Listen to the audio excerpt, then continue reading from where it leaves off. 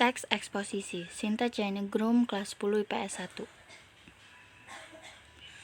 Pengertian teks eksposisi. Teks eksposisi secara etimologi berasal dari bahasa Latin exposition yang artinya membuka atau memulai. Teks eksposisi digunakan untuk menyampaikan pendapat mengenai suatu permasalahan dengan menyajikan argumen atau pendukung berupa bukti, contoh, dan alasan yang logis, sehingga bisa menambah pengetahuan wawasan pembaca. Dan ada juga struktur teks eksposisi. 1. Pernyataan pendapat atau tesis. Pendapat atau tesis merupakan bagian teks yang berisikan pernyataan pendapat atau tesis penulis atau disebut juga bagian pembuka. 2. Argumentasi. Pengertian argumentasi merupakan bagian yang memuat alasan yang bisa memperkuat argumen penulis dalam mendorong ataupun menolak suatu gagasan. 3. Penegasan ulang. Penegasan ulang pendapat atau disebut juga sebagai reiteration adalah bagian dari teks eksposisi yang berisi penegasan ulang pendapat penulis tentang topik yang dibahas. Dan ada juga contoh teks eksposisi. Tesis. Banjir merupakan fenomena alam yang biasa terjadi di suatu kawasan yang banyak dialiri oleh aliran sungai.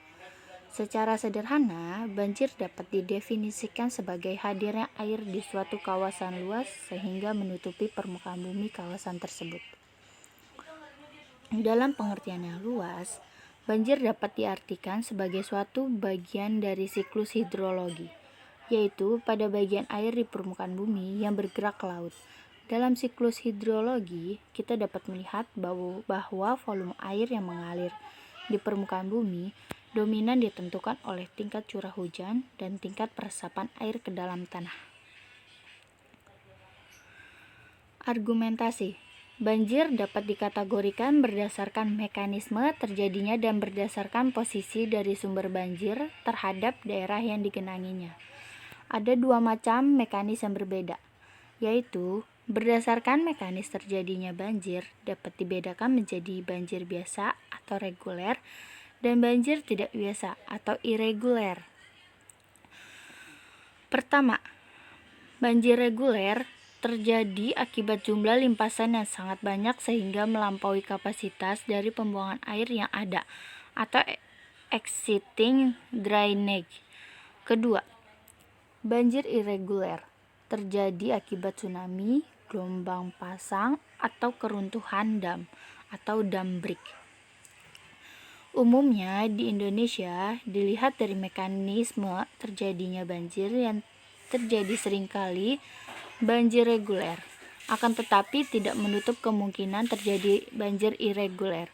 Berdasarkan posisi sumber banjir terhadap daerah yang digenanginya, banjir dapat dibedakan menjadi banjir lokal dan banjir bandang. Banjir lokal didefinisikan sebagai banjir yang diakibatkan oleh hujan lokal, sedangkan banjir bandang dapat diartikan banjir yang diakibatkan oleh penyebaran limpasan dari daerah hulu pada suatu daerah tangkapan. Sedangkan berdasarkan posisi sumber banjir terhadap daerah yang digenanginya, banjir di Indonesia termaksud dalam kedua-duanya, baik itu banjir lokal maupun banjir bandang.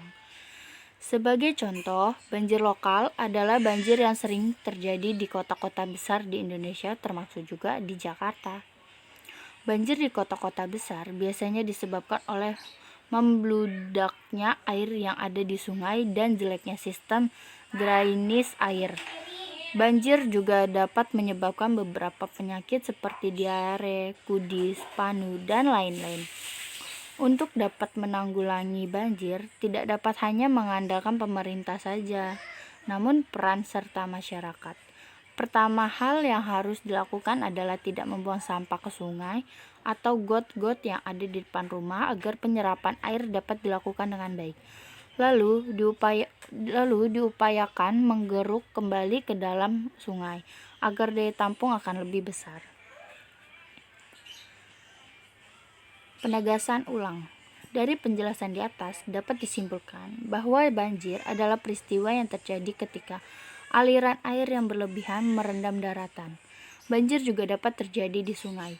Ketika aliran melebihi kapasitas saluran air, terutama di selokan sungai. Akibatnya, mampu merendam dan merusak jalan raya, jembatan, mobil, bangunan, sistem selokan bawah tanah, dan kanal.